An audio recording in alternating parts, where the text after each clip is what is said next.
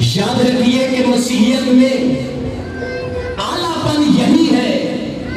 دیگر مذہب بھی مانتے ہیں بندے مریں گے، انسان مریں گے، سب کچھ ہوگا، اچھی زندگی گزارنی چاہیے، یہ سب کچھ موجود ہے، لیکن مثالی علم کسی کے پاس موجود نہیں ہے کہ مردے کیسے جی اٹھیں گے اور ان کی حالت کیا ہوگی.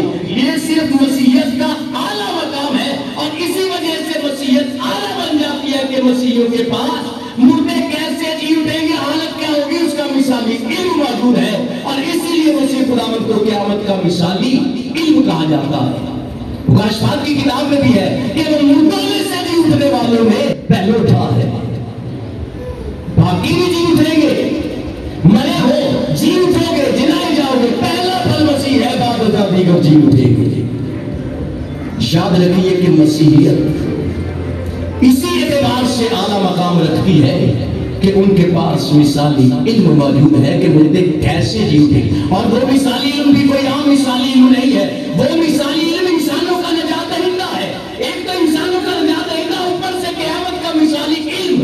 تو بات طے ہو جاتی ہے کہ گناہوں سے نجات بھی ہوگی اور بعد ازاں ہمیشہ کی زندگی کے لیے جلائے جاؤ.